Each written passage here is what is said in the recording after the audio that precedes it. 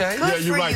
Dusty over there. They're talking trash, got his hat on, it's good. The people in Philly ain't gonna like it. Yeah, they're not gonna be happy. Yeah, they're not happy. But I always wear my Nationals hat, so they should be used to it. Okay, there you go. I appreciate Sorry, it. sorry, Eagles jersey, so you can just Bryce have Harper both was on. right. He's trying to bring a championship back to D.C. Yeah. Well, It actually happened. He did a good job. Let's talk neither Nationals nor Eagles. We'll talk some Browns, and not surprisingly, more off the field than on the field Browns. Cleveland right now sitting at 2-5 with Baker throwing just 6 touchdowns to go along with his league-high 12 interceptions. Guess you could say tempers are starting to boil over. After the blocked field goal at the end of the first half, the 2-minute drive, it seemed like there was a lack of urgency there. Was something going on? There was a penalty, so we were negative yardage. No, but there was a lot of time between snaps. Well, when the penalty happened and we're behind the chains. No, stop saying but. I just told you the clock was running and we had a penalty. Do you want to give them the ball back? No, you don't play. You don't know it. That's just plain and simple. Was I happy with the drive? No, we didn't score points. It's the dumbest question you could ask. What? Jesus, Tony.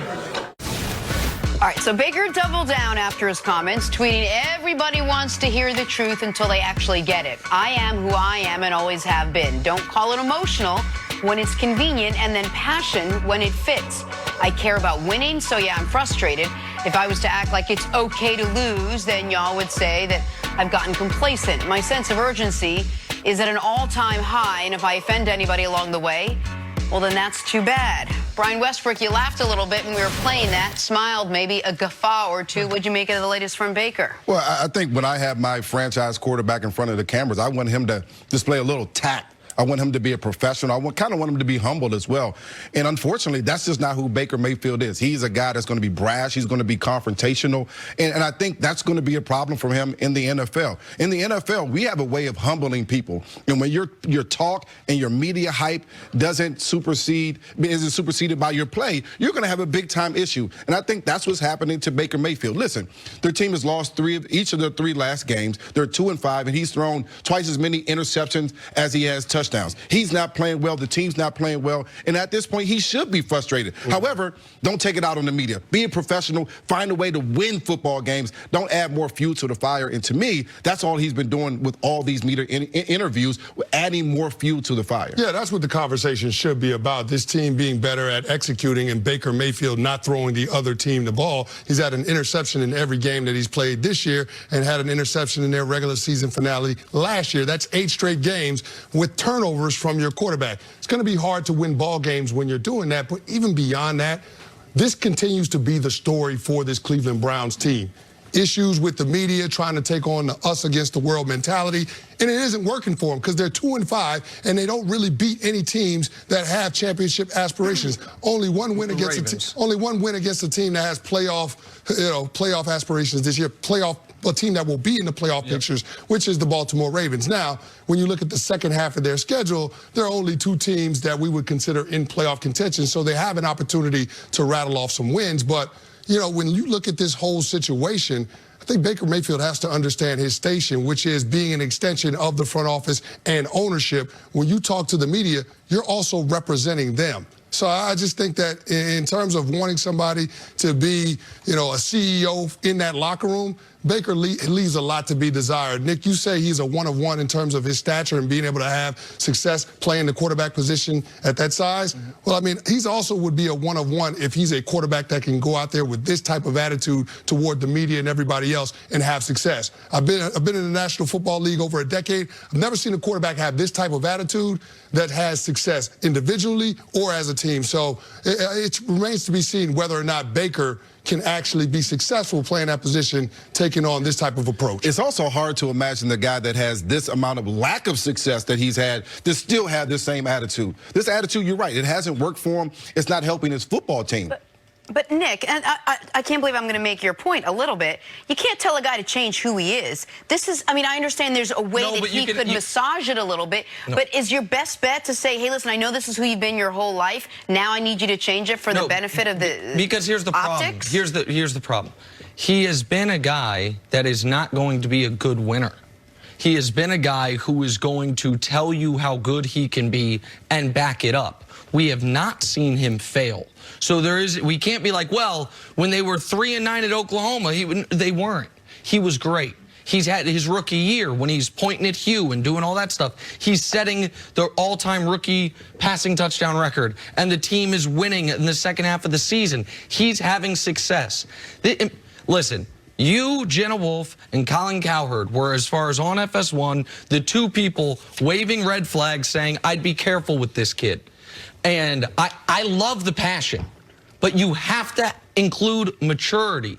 I love the fire and the authenticity, but you also have to grow.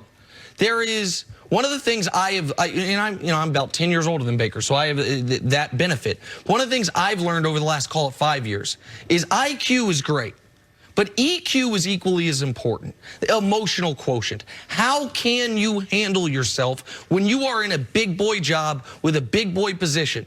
And that's something that and I've never had a job like Baker's, obviously, but I've been in the public eye my whole adult life to some degree, and you learn it by making some mistakes. Baker seems to be going backwards is the problem. And this was not heat of the moment after the game. It's damn Tuesday. Right.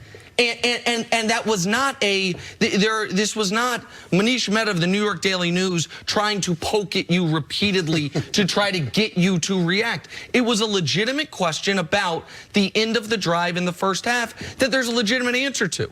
Legitimate answer is as simple as, hey, Tony, I don't know if you know this, the Patriots have made a decade-long career of scoring before the half and then scoring after the half. We wanted to score, but we also wanted to make sure they didn't score. That makes how we manage the clock a little more complicated, especially once you get the penalty. You can answer it that way. It's not that hard.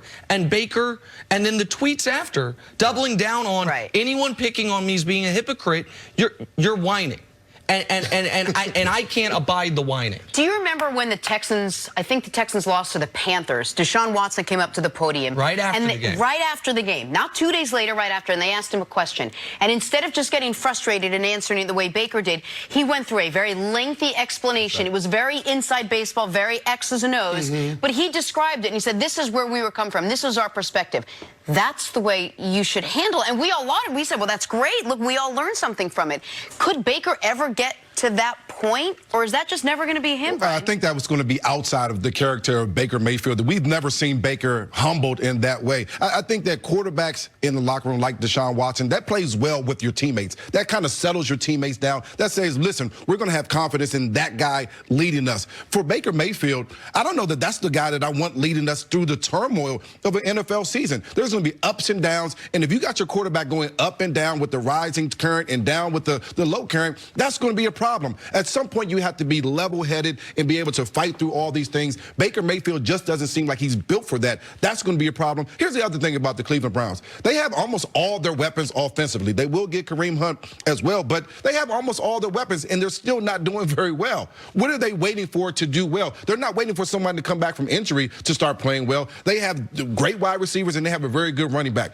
There's nothing else coming back to this football team. They're waiting for their quarterback to not play terribly. That's the problem. Now, we can say the offensive line is an issue. It is. But we knew that going into the year. Freddie Kitchens is an issue. We knew that could be the case going into the year.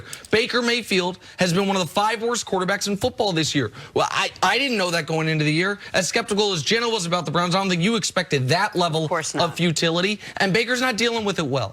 But this is, maybe it's a step in his maturity, or maybe this lack of maturity will prevent him from reaching his potential, which